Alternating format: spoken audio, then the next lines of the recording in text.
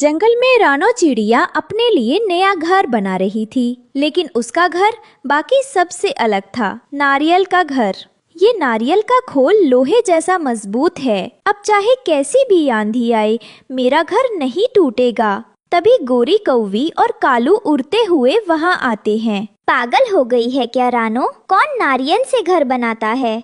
इतनी अकल किसी ने भी नहीं दिखाई। तू बस सबको दिखाने के लिए नाटक कर रही है।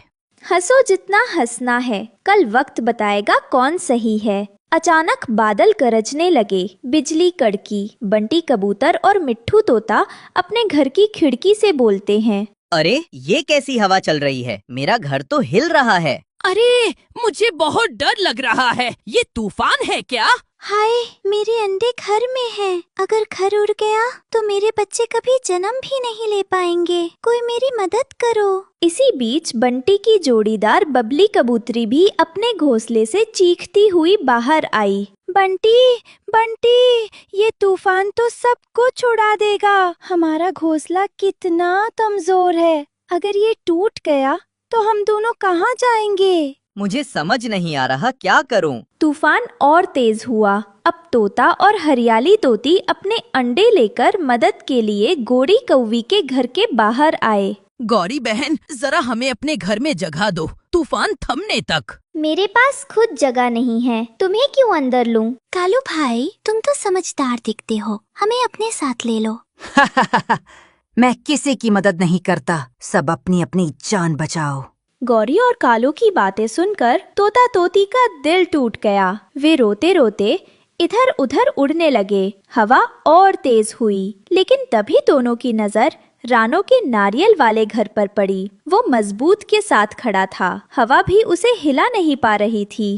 देखो, रानो का घर तो बचा हुआ है। रानो बहन, हमें अंदर ले लो, नहीं तो हम सब मर जाएंगे। आ जाओ, मेरा घर सबके लिए है, कोई अकेला नहीं रहेगा। इतने में बंटी कबूतर और बबली कबूतरी भी हड़बड़ाते हुए वहाँ पहुँचे। रानो, रानो, हमारा घर तो उड़ गया। अब हम कहाँ जाएं? हमारे पास अब कुछ नहीं बचा। प्लीज हमें भी अपने घर में जगह दे दो। अगर तूने दरवाजा बंद कर लिया तो हम दोनों बर्बाद हो जाएंगे। नहीं बबली बहन, यहाँ कोई दरवाजा बंद नहीं होगा। आ जाओ, ये घर सबके लिए बना है। धन्यवाद रानो, तू सचमुच सबकी सच्ची दोस्त है। राना चिड़िया का नारियल का घर सिर्फ मजबूत ही नहीं था, उसके अंदर एक गुप्त दरवाजा भी था। वो दरवाजा खुलते ही सीधे दूसरे जंगल पहुंचा देता था।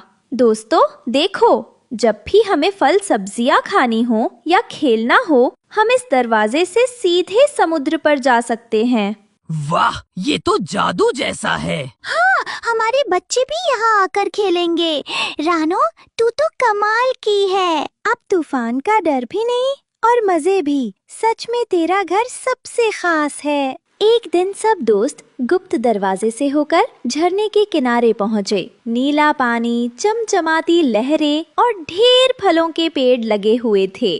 अरे कितने सारे फल हैं। चलो मैं सेब तोड़ता हूँ। देखो देखो, मैंने एक आम तोड़ा है। और मैंने ये छोटी छोटी सब्जियाँ इकट्ठा कर ली। दोस्तों, अब डरने की नहीं, जीने की, मजे करने की आदत डालो। लेकिन दूर पेड़ पर बैठे कालू कौवा और गौरी कौवी ये सब देख रहे थे। उनकी आंखों में जलन और लालच था।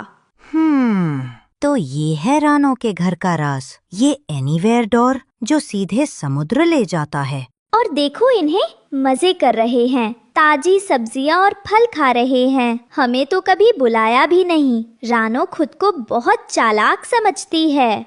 हमें ये राज चुराना ही होगा। अगर दरवाजा हमारा हो गया तो पूरा जंगल हमारे आगे झुकेगा। रात का सन्नाटा था। सब पंछी रानो के नारियल वाले घर में चैन की नींद सो रहे थे। लेकिन अंधेरे में दो कालू कौवा और गौरी कौवी घर के अंदर गए। अगर वो दरवाजा हमारे हाथ लग जाए तो हम पूरे जंगल के राजा बन जाएंगे। गोरी, तू उस तरफ देख, मैं ये देखता हूँ। दोनों धीरे धीरे नारियल के घर की दीवार टटोलने लगे। कभी दाएं देखते, कभी बाएं, कभी चोंच से खटखटाते, कभी पंख से थपथपाते।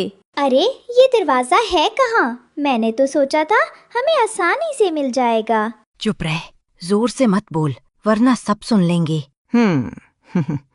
रानो ने बहुत चालाकी से छुपाया है, लेकिन याद रखना गौरी, कोई भी राज हमसे ज्यादा देर छुपा नहीं रह सकता। तो अब अगला कदम क्या होगा कालू? अब हम सीधी ताकत से नहीं, दिमाग से काम लेंगे। रानो को धोखा देकर ही उसका राज निकालेंगे। दोनों वहाँ से धीरे धीरे उड़ गए। सुबह हुई। रानो नदी किनारे पानी लेने आई हुई थी। गौरी देखो, आज हम रानो अकेले हैं। सही कहा। थोड़ी दोस्ती का नाटक, थोड़ी मदद का दिखावा, फिर देखो कैसे उसका राज हमारे हाथ में आ जाता है। कालू और गौरी धीरे धीरे रानो के पास आए। वे अपनी आवाज में दुखी और कमजोर होने का नाटक कर रहे थे। रानो बहन, हमें मदद चाहिए। हमारा घर तूफान में उड़ गया। अगर तूने दरवाजा दिखाया तो हम सुरक्षित हो जाएंगे। हाँ रानो, हम सच में परेशान हैं। बस थोड़ी मदद कर दो। रानो उनकी बातें सुनकर थोड़ी चौंकी। इन्हें कैसे पता एनीवेयर डोर के बारे में? रानो बहन, सच में हम परेशान हैं। हमें बस तुम्हारी मदद चाहिए।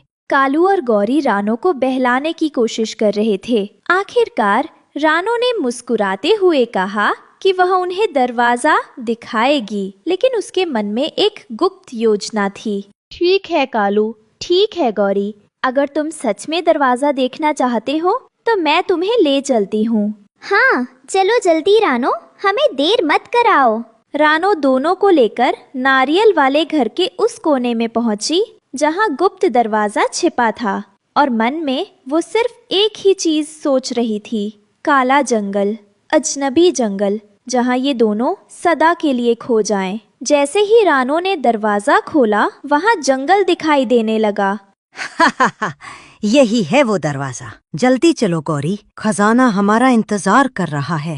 हाँ कालू, चलो अभी अंदर चलते हैं। दोनों बिना एक पल सोचे दरवाजे के अंदर कूद गए। जैसे ही कालू और गौरी अंदर पहुंचे, रानो ने तुरंत दरवाजा बंद कर दिया।